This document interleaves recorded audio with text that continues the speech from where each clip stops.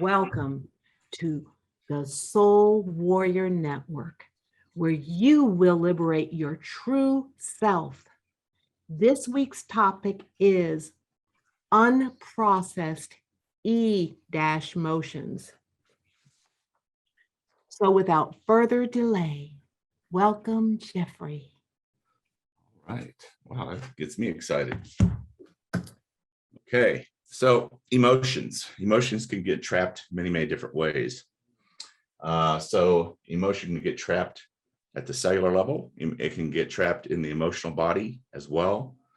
And some of the types of emotions that can get trapped there are unprocessed emotions. Now, an unprocessed emotion in my practice, or the way I look at it, is something that's come in and you wanted nothing to do with it, and you worked really hard and you pushed it down. You just shoved it down and just kept shoving it down and shoving it down. And every time that emotion would try to rise, you would shove it down some more.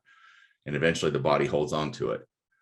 And so it could be, you're going through a divorce and you don't have time to deal with the emotional side of that, or you're trying to recover from an auto accident and you don't want to deal with the emotional side of it because you got to get to physical therapy, you got to get back to work. There's thousands of reasons that we do this. And I'm talking about the human part of us, right? The spiritual part of us has no problem with this, but we are a two-part being. We're a spiritual being having a human experience.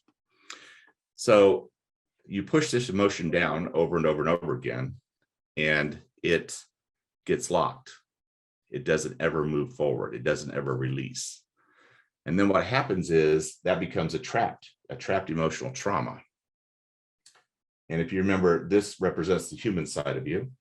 This represents the infinite side of you, the spiritual side of you. And so the human side of you can get stuck or carry around this trapped emotional trauma.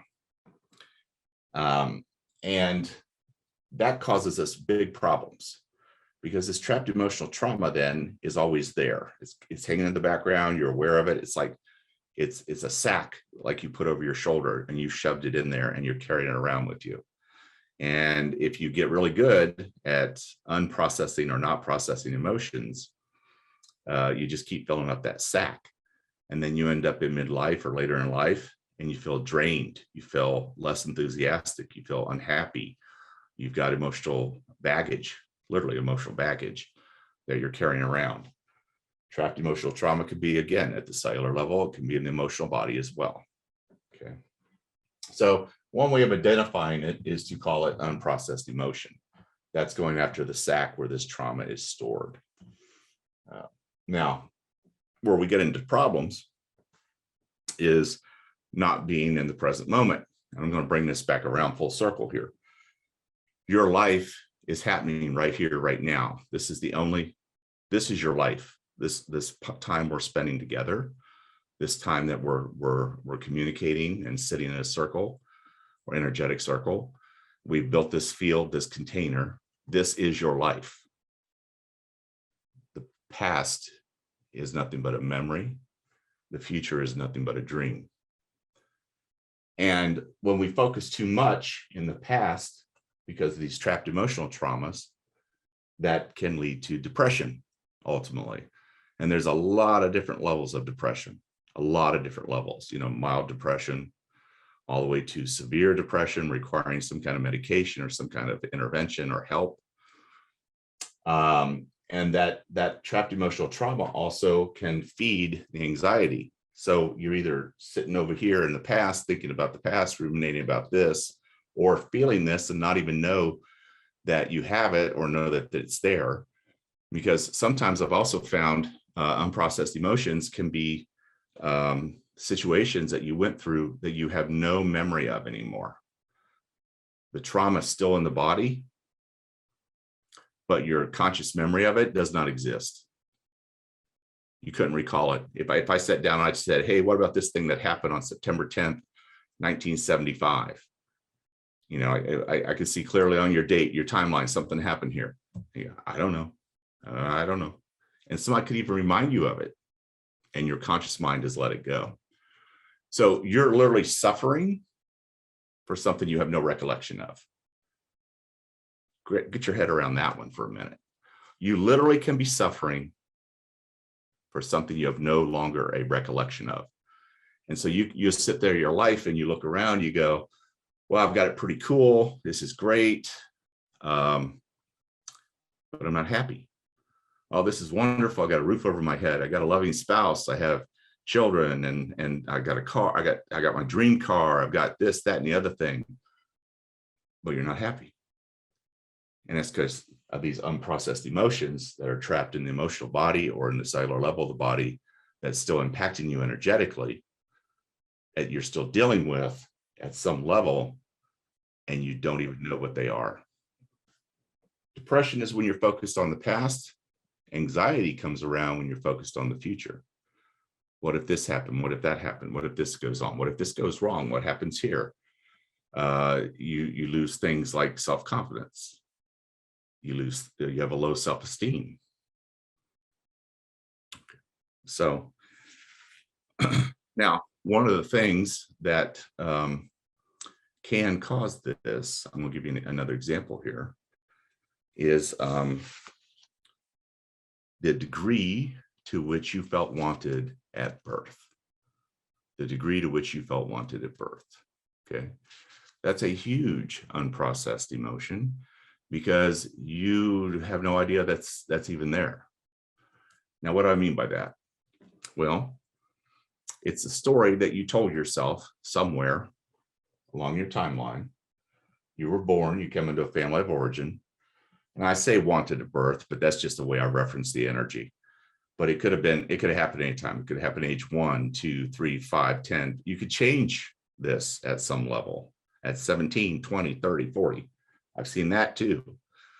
But what it refers to is the degree to which you felt wanted by your family of origin. Okay. Now, my best examples I have of this is I had one client. She said, oh yeah, because her measurement was 0. The degree she felt wanted at birth was 0. And she said, oh yes, my mother dropped me off at the orphanage the day after I was born. Now that's pretty obvious. I mean, that's right in your face. Obviously, she was not wanted. Now, is that true? Maybe, maybe not.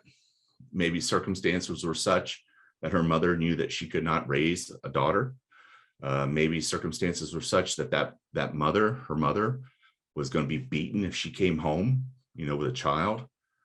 She didn't know any of the particulars, but in her mind, she was not wanted. Now, the human part of us plays tricks. And as the human part of us will say something like, well, if my own family of origin doesn't want me, then who would? And then your self-esteem goes to hell. You got no self-esteem, no matter what you do. So you got to clear that energy. Okay. I had another client who said, "Oh no, my family wanted me. I was loved. I was cherished. I had a great childhood. But come to think of it, I was the 5th child, and there was always an undertone of, is there enough food to eat today? Will there be enough food to eat tomorrow?" I was like the straw that broke the camel's back that put a financial burden on my family. And so he was telling himself the story that his family really didn't want him because it made them suffer, and on and on and on. We're really good. The human part of us is really good at generating stories and making things up. Again, if you check with his parents, I guarantee you, they probably would say, "Oh, we wanted him. We wanted him for sure. We wouldn't give him up for anything." But we tell ourselves this story. Okay. And so you got to clear those stories. You got to clear that energy. And then that trapped emotional trauma can disappear, and then your self-esteem goes up. Putting yourself first doesn't mean you don't care about others. It means you're smart enough to know you can't help others if you don't help yourself first. So my advice to you is get to the website, Institute for Soul Evolution, sign up for the Soul Warrior Network, and get into this first class that's coming up next Wednesday. It'll meet, you'll have to check out the pricing for sure on the website. It's less than $200 a month. For that, you're going to get 4 weeks of clearing. If you sign up for you can keep going and keep going and keep going. We're going to work on a different part of the field every month. We're going to clean things up in different areas every month. And you just keep going until you feel like you've gotten your level of consciousness back and you feel like you've gotten your heaven on earth back. Okay. And it's all very possible. And it's all very doable. The importance of a group setting is that we can get to more people faster, which is super important because the world is a changing and we're about to come up to a Y in the road. And that Y in the road is, do we go deeper into lack and struggle, or do we begin to create a world of love and light? And we need more people, we need more masters in this world living a life of love and light and having the capacity to choose love and light. And in a group setting, we get to more people that way. It's also very powerful because you're in a group with other people who are also doing their work. That creates a field, a container. And inside that container, I can move energy faster and even stronger than I do on one-on-one sessions. So it's exponentially more powerful. So this is a great opportunity to help change the world, to help change yourself, to help others in the group as well by being there and being part of that container. Yeah.